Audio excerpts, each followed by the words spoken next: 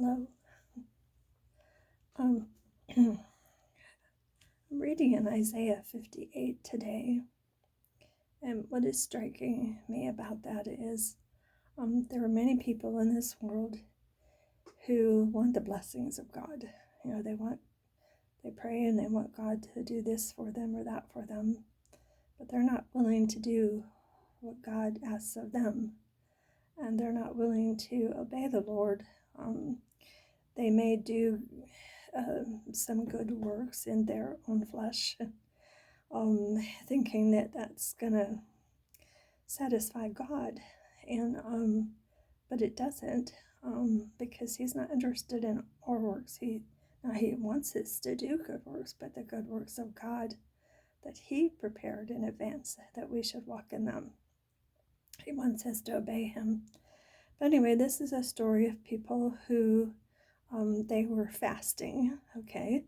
But it could be going to church services on Sunday or serving in a particular area of ministry, or it could be feeding the poor and or whatever it is. But it has to do with people who are doing things that they think God is going to be pleased with. But the problem is they are doing these seemingly good things at the same time that they are sinning greatly against the Lord. And God, he doesn't approve of that. He's not okay with us doing nice things to people if we are also doing evil things to people. The one doesn't cancel out the other. And that's what this is talking about. It says, "Shout aloud, do not hold back. Raise your voice like a trumpet. Declare to my people their rebellion and the descendants of Jacob their sins. For day after day they seek me out. They seem eager to know my ways, as if they were a nation that does what is right and has not forsaken the commands of its God. They ask me for just decisions and seem eager for God to come near them. Why have we fasted, they say, and you have not seen it? Why have we humbled ourselves, and you have not noticed? Yet on the day of your fasting you do as you please and exploit all your workers. Your fasting ends in quarreling and strife and striking each other with wicked fists. You cannot fast as you do today and expect your voice to be heard on high." That's up through verse 4. And that's what this is. This is what it's all about. Is so many people are, again, trying to do religious things. It could be good things, even the things that this says that we should do. But at the same time, they are doing evil to other people. We can't profess faith in Jesus Christ and claim heaven as our eternal destiny, the scriptures say, if we continue to walk in deliberate and habitual sin.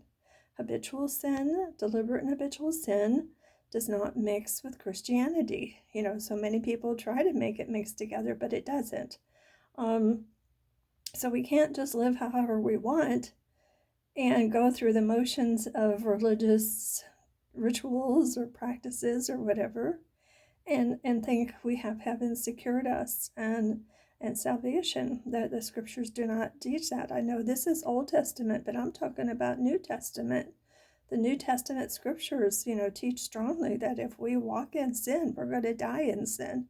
We're not going to have eternal life with God. So we need to take this seriously. Now it goes on, and it says, "Is this the kind of fast I have chosen, only a day for people to humble themselves? Is it only for bowing one's head like a reed and for lying in sackcloth and ashes? Is that what you call a fast, a day acceptable to the Lord? Is not this the kind of fasting I have chosen, to loose the chains of injustice and untie the cords of the yoke, to set the oppressed free and break every yoke? Is it not to share your food with the hungry and to provide the poor wanderer with shelter, when you see the naked to clothe them and to not turn away from your own flesh and blood? Then your light will break forth like the dawn," and we'll go on at that in a minute. There are so many people professing faith in Jesus Christ, and claiming heaven is their eternal destiny, but they're sinning against their spouses, their children, their family members, other church people. It's all sinning against God. But that's what this is talking about. They're hurting people. Um, while they're fasting and thinking God should be pleased with them, um, they're hurting other people, and they're doing it deliberately. And and so he's telling them, you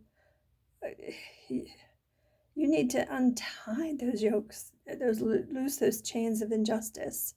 There are people whose spouses are committing adultery against them on a consistent basis. Some of them are crying out to the church and saying, "Hey, will you help with this situation?" And the church is just turning away and doing nothing, and they're just leaving them. When I was a child, I had a father who was an abuser. He was a sexual abuser, physical abuse, mental, everything. All the while he was this Pharisee, who was a Bible thumper and saying, that we had to and couldn't dance, drink, smoke, go to movies, play cards, and all that kind of stuff, But he was a spousal abuser, physically. He physically abused all of us, sexually abused me and my sibling, some of my siblings, and he was in the same church for 86 years, and and when I finally did report him, all they did was put him in a mental hospital for a year and a half, and they let him out, and he came back and tried all the same stuff, and nobody did anything about it. And this is what this is talking about, that true religion is not looking at the other way when people are sinning against other people. There's a whole lot of people who are being hurt by the sins of others. And all this is going on inside the church. They're not practicing 1 Corinthians 5 at all, because they don't want to offend people. Well, they don't mind offending the people that are being hurt. They just don't want to offend the sinners, and so anyway, I'm just giving a personal example here that that this is what's going on. Is so many are claiming faith in Jesus and heaven is their eternal destiny, but they're grossly sinning against, other people, including those the closest to them who they are supposed to be protecting, and they're not protecting, and that's what this is talking about. And so it goes on, and it says that if they do the right things, and they do protect the innocent, and they stop sinning against the Lord, and they do the right things, then it says, then your light will break forth like the dawn, and your healing will quickly appear. Then your righteousness will go before you, and the glory of the Lord will be your rear guard.